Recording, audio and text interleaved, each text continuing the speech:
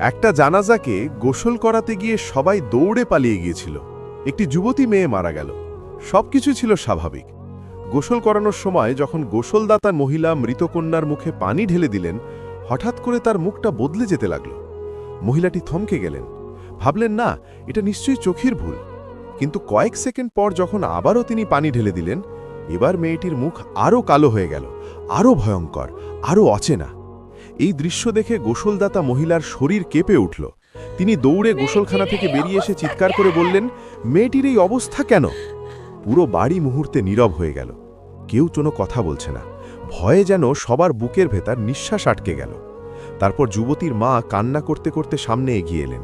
তারপর তিনি বলতে লাগলেন, আমি আমার মেয়েকে কতবার বলেছি, নামাজ পড়ো, কুরআন পড়ো, এই দুটোই তো তোমার সাথে কবরে যাবে।